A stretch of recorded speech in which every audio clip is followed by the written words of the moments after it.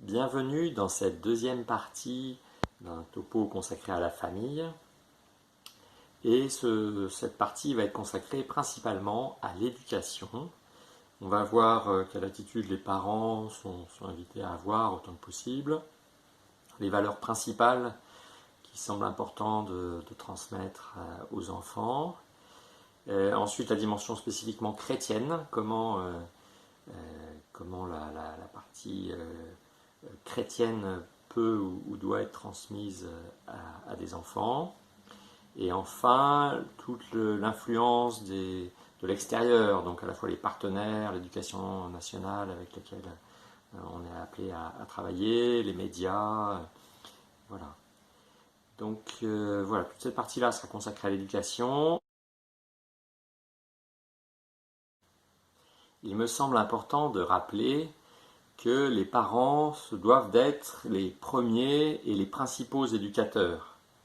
À une époque où on entend que l'éducation nationale souhaite sur certains sujets éduquer les jeunes et peut-être les emmener sur des terrains qui ne seront pas souhaités par les parents.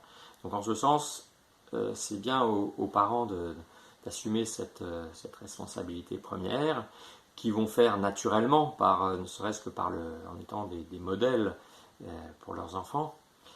Mais pour autant, il y a ensuite un certain nombre d'attitudes qui paraissent nécessaires du côté des parents pour que cette éducation soit aussi bien vécue.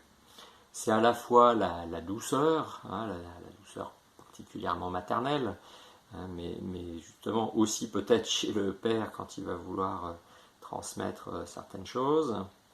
La constance, donc apprendre la notion d'engagement dans la durée, que les jeunes, que les parents eux-mêmes, et ensuite les jeunes sachent s'engager, que les enfants sentent bien que c'est une transmission qui se fait de façon gratuite par les parents, comme un service, encore une fois, pour leur bien, pour le bien des jeunes. Et du coup, ça pour moi, ça amène à un point qui est pas toujours évident dans le monde d'aujourd'hui, qui est l'exercice de l'autorité. Dans quelle mesure les parents sont autorisés d'exercer une forme d'autorité.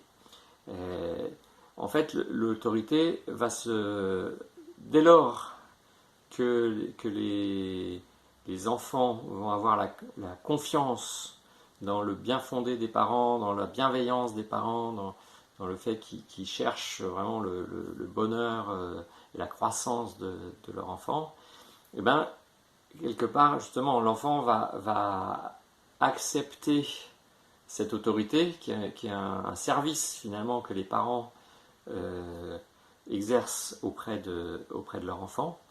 Et du coup, l'enfant va apprendre à écouter, voire à obéir, sachant que quand on regarde l'étymologie d'obéir, ob audire, c'est écouter. Et donc, il y a vraiment c'est une étape importante. Ayant été professeur quelques années, j'ai bien vu qu'il y a certains jeunes qui n'arrivent pas à être attentifs. Or, c'est vraiment un prérequis pour être capable d'apprendre. Et du coup, pour moi, c'est lié à cet exercice de l'autorité. C'est-à-dire, si le jeune reconnaît que les adultes veulent son bien, il va être capable d'accueillir ce que les adultes vont lui transmettre, les parents d'une part, mais ensuite des professeurs. Et du coup, il va pouvoir tirer maximum profit de toute sa scolarité, de tous les enseignements, de toutes ses rencontres. Et voilà. Et donc, en ce sens, pour moi, il me paraît important, encore une fois, que les adultes assument ce côté autorité qui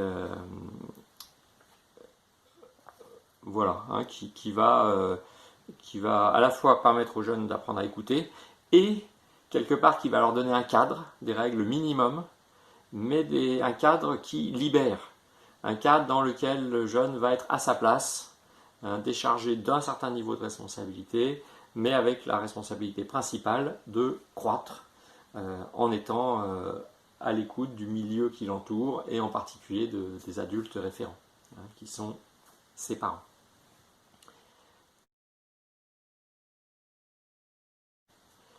Ensuite, dans un deuxième temps, je voudrais évoquer les principales valeurs que des parents sont amenés à transmettre à leurs jeunes.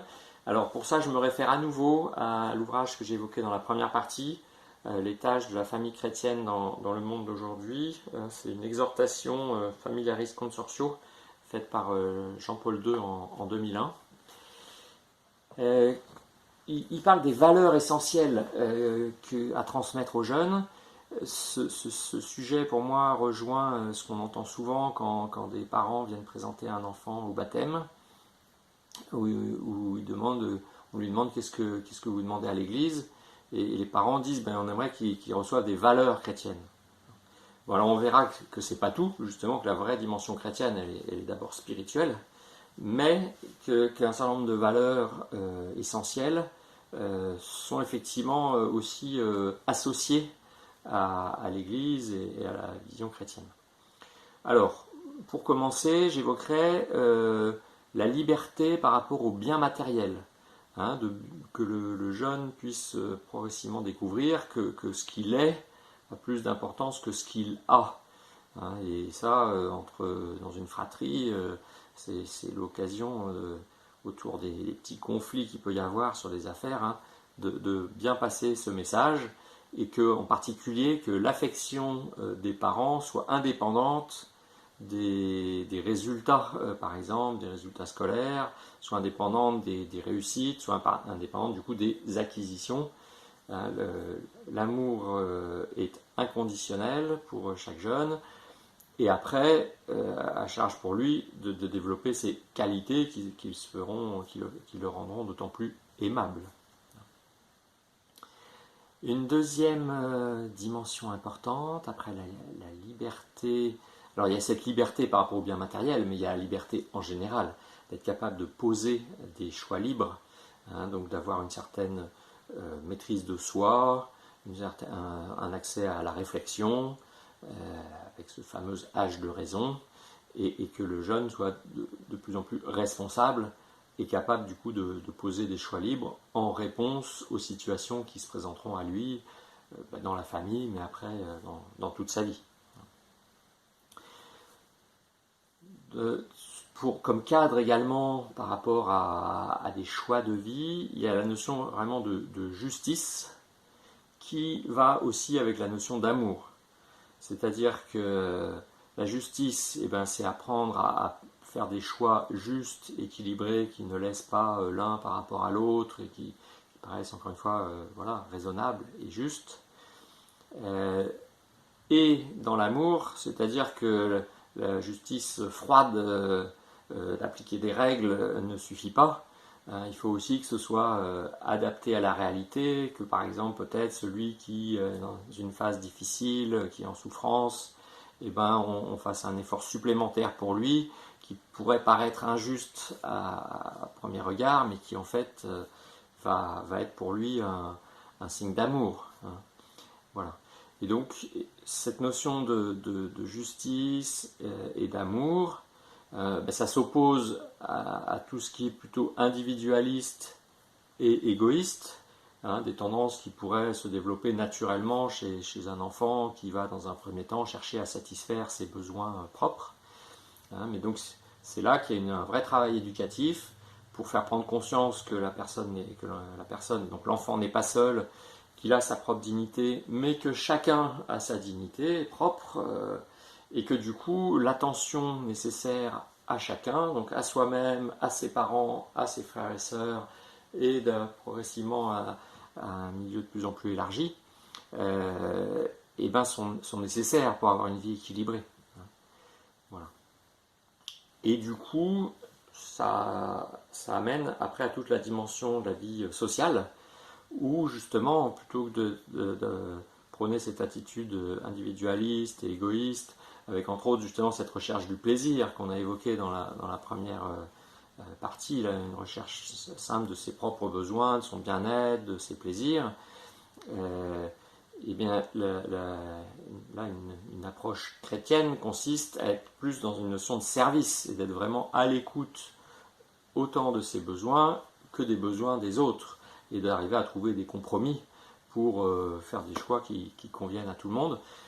Et donc ce qui amène au don de soi, hein, c'est-à-dire être capable de se mettre au service pendant les espaces qu'il faut, le temps qu'il faut des autres, et du coup être capable de se donner sans contrepartie, sans attente de retour, et d'en tirer une joie, hein, sans au contraire être toujours en train d'attendre et de demander de recevoir. Voilà, donc ça c'est vraiment l'introduction à la vie sociale qui va se faire dans un premier temps à l'échelle de la famille, mais qui progressivement va s'élargir au milieu alentour. Et puis dans les choses à transmettre, il y a aussi tout le côté affectif, hein, d'apprendre à gérer ses émotions, et la sexualité, avec, comme on l'a évoqué dans la première partie, le fait de ne pas limiter la sexualité à seulement une recherche du plaisir et du corps, une satisfaction du corps, mais à maintenir le lien entre la sexualité et l'amour, et que la sexualité soit un moyen d'exprimer, un langage pour exprimer l'amour avec les autres. Bon, ça me paraît particulièrement important en ce moment où le milieu est très érotisé dans les médias, même dans la Genèse, hein, et où du coup il y a des personnes qui ont une attitude complètement opposée, hein, de prendre et d'utiliser les autres pour leur plaisir, hein, et du coup la chasteté n'est pas du tout mise en valeur. Hein, donc cette vertu est particulièrement sensible, et particulièrement à protéger, à nommer, pour qu'elle vienne naturellement aider le jeune à avoir une vie affective équilibrée. Voilà, moi je dirais ça c'est les points principaux qui paraissent importants que des parents transmettent à leur enfant. Et on va maintenant aborder l'aspect purement chrétien.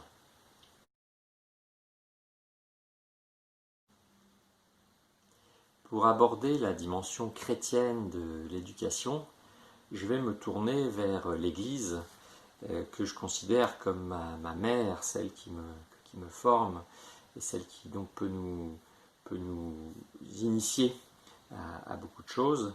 Et je vais me référer à un texte qui a été émis à l'issue de Vatican II, qui s'appelle Gravissimum Educationis, qui évoque justement cette mission de l'éducation chrétienne.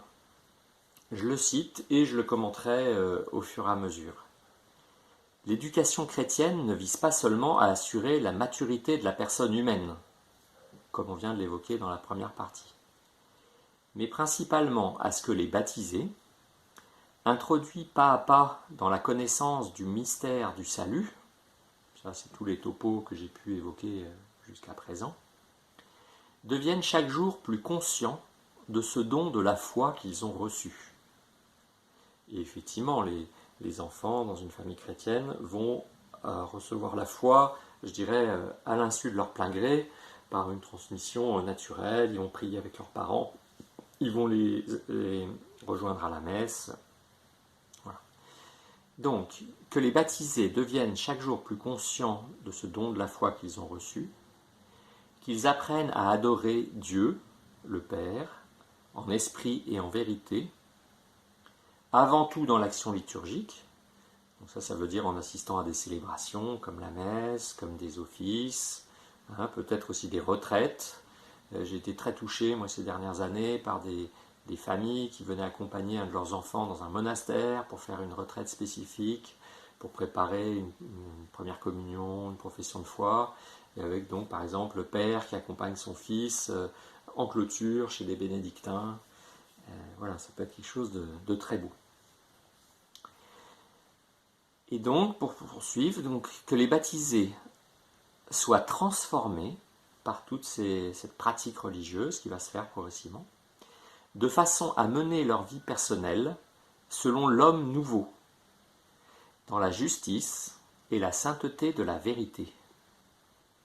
Et qu'ainsi, constituant cet homme parfait dans la force de l'âge, qui réalise la plénitude du Christ, Hein, donc c'est le chemin comme chrétien, eh bien, c'est de devenir comme le Christ, et donc par l'Esprit Saint, de laisser le Christ se développer en nous, et que quelque part, nous, chaque homme puisse dire, cet homme parfait qui réalise la plénitude du Christ, que chacun puisse dire comme Saint Paul, ce n'est plus moi qui vis, c'est le Christ qui vit en moi. Et bien donc je l'ai baptisé, qu'ils apportent leur contribution à la croissance du corps mystique. Alors ça, on n'en a pas trop parlé jusqu'à présent, peut-être un peu dans le topo sur l'Église. Hein, le corps mystique, c'est l'ensemble de tous les croyants, de tous les chrétiens qui forment l'Église et qu'on appelle le corps du Christ, le corps mystique du Christ, dont il est la tête. Qu'en outre, conscients de leur vocation, ils prennent l'habitude aussi bien de rendre témoignage de l'espérance qui est en eux, que d'aider à la transformation chrétienne du monde. Fin de citation. Voilà, donc on voit que la mission éducative de parents chrétiens ne se contente pas de donner des valeurs chrétiennes, des valeurs morales du coup, et la fameuse morale chrétienne à laquelle parfois on limite la vision de ce que c'est que la foi chrétienne. Là, on vient bien d'évoquer la notion d'une foi vivante, hein, et avec du coup le côté spirituel. Croire en Dieu, prier Dieu, s'associer à l'action liturgique pour être transformé en Dieu et du coup être capable vis-à-vis de l'extérieur de rendre compte de cette foi qui nous habite et de contribuer à transformer le monde, à s'impliquer et s'engager dans le monde, comme on l'a aussi déjà évoqué. Voilà ce qui me paraît vraiment important à évoquer. Et enfin, pour terminer sur la partie éducative, eh bien, on va évoquer tous les liens avec les autres intervenants dans l'éducation, puisque les parents et la famille ne forment pas une cellule complètement fermée. A tout de suite.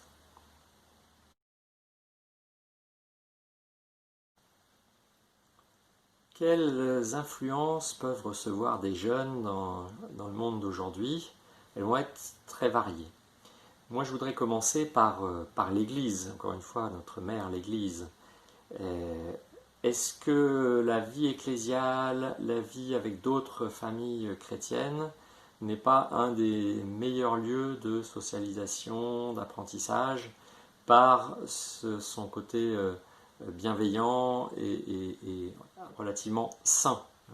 Même s'il faut être attentif de la même façon sur le choix des paroisses pour que ce qui soit transmis soit juste en termes d'orthodoxie de la foi et des postures.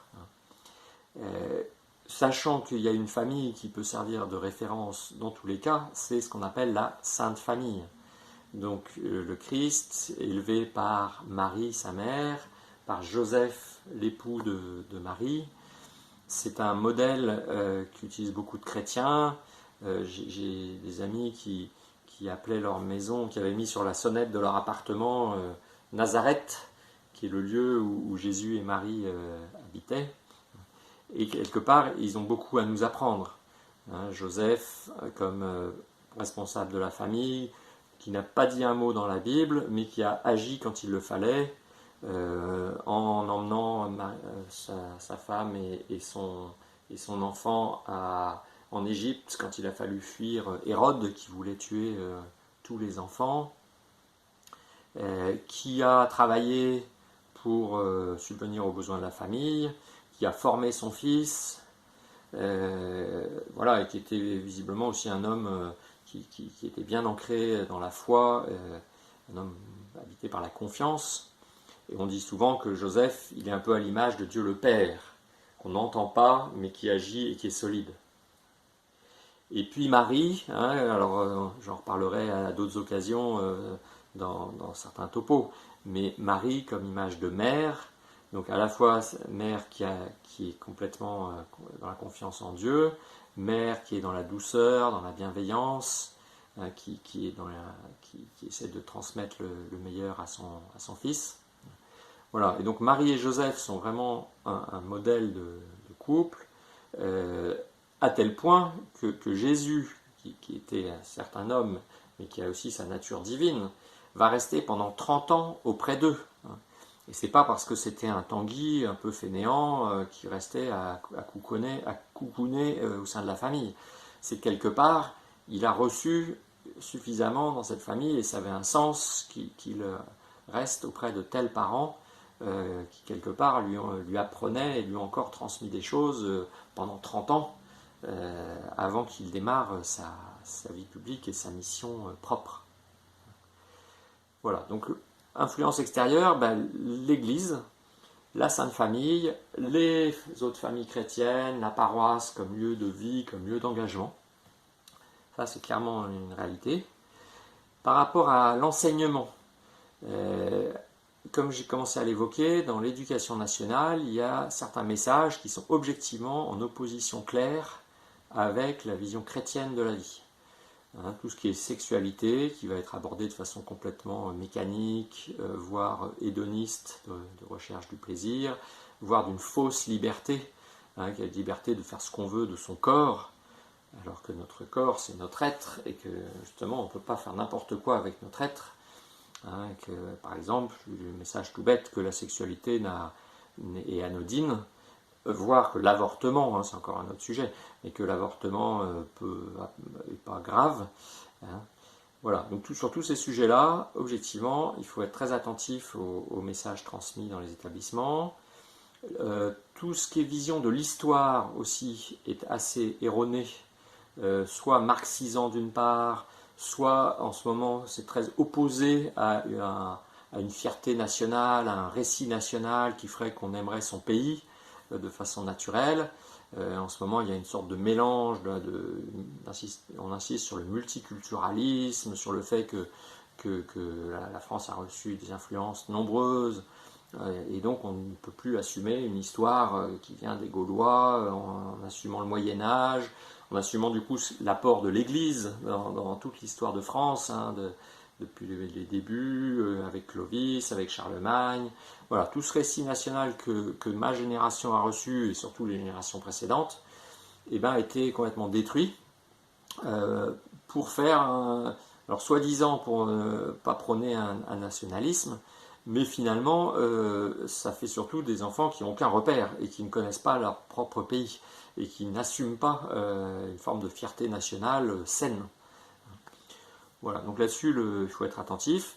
Et puis, ultimement, l'éducation nationale, par ses derniers revirements, et je le sais ayant été professeur pendant quelques années, est profondément amorale dans ses choix, c'est-à-dire cette stratégie de donner des notes à tout le monde, d'interdire le redoublement, de ne pas sanctionner, de plus pouvoir exclure des élèves quand ils ont des comportements complètement inadaptés, justement de laisser des élèves passer les classes, aller jusqu'au lycée alors qu'ils n'ont rien montré pour le mériter.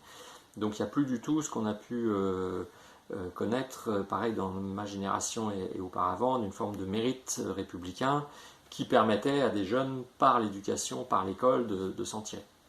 Voilà, donc moi j'ai une vision assez négative de ce que transmet l'éducation nationale aujourd'hui.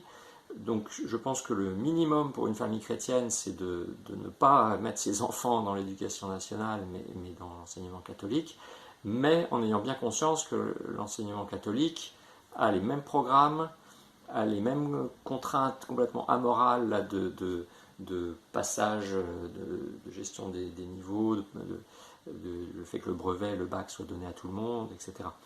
Donc du coup, moi je pense objectivement que le mieux c'est vraiment de savoir s'il y a des établissements de confiance près de chez soi.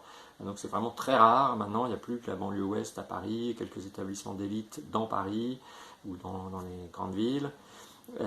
Voilà, et donc je pense que la seule issue, moi si aujourd'hui j'avais un jeune à élever, eh bien ce serait du hors contrat. De trouver ou de mettre en place avec d'autres parents chrétiens une structure auprès d'éducateurs et de pasteurs de confiance, orthodoxes dans leur foi, pour que les enfants ne soient pas complètement déformés. Parce que, alors on peut dire que dans la famille on va les protéger, enfin comment dire, qu'ils vont être capables de faire la part des choses entre ce qu'ils vivent dans la famille et ce qu'ils vivent dans les établissements, mais ça, jusqu'à un certain âge, c'est vraiment faux. C'est-à-dire qu'il y a une telle influence du milieu éducatif, des camarades qui sont fréquentés, que si un jeune est confronté à des choses déviantes, eh ben, il va les assimiler et les considérer comme un peu sa norme. Et ça va être très difficile seul face à certaines évidences d'aujourd'hui là, qui sont assénées, de maintenir une position chrétienne. Donc là, c'est un sujet pour moi où il faut vraiment rentrer presque en résistance, hein, et le hors-contrat fait partie des solutions. Voilà, et puis moi je veux aussi dire un point sur les médias, hein, où effectivement, de la même façon, aujourd'hui, quand on allume la télé, toutes les chaînes publiques, même les chaînes autres, quand on lit les journaux, tous les journaux nationaux, il n'y a vraiment pas un journal qui soit propre et qui soit vraiment qu'on puisse considérer comme de confiance. Il y a vraiment une vision déformée, soit marxisante, soit mondialisante de la vie, qui est pas juste. Donc à part la revue Famille chrétienne, qui elle, voilà, est à peu près correcte, et ben dans tout le reste, malheureusement, il n'y a rien. Donc il faut aller vraiment chercher des choses très pointues pour se renseigner. Il faut filtrer avant d'aller sélectionner des films. Enfin voilà, c'est tout un travail où malheureusement, il faut faire une forme de réinformation chrétienne. Et il y a quelques sites sur Internet, voire quelques journaux, quelques pages d'information qui se développent, hein, pour pallier à ce manque dans les médias traditionnels. Voilà, donc on a fait le tour sur l'éducation des enfants. A tout de suite. Voilà, dans cette deuxième partie, nous avons évoqué l'éducation des enfants au sein d'une famille chrétienne. Et je vous invite à aller voir la troisième partie si vous vous sentez concerné par le sujet des divorces, peut-être des remariages, toutes les questions autour de ce sujet, des épreuves dans le couple. À bientôt, merci de votre attention.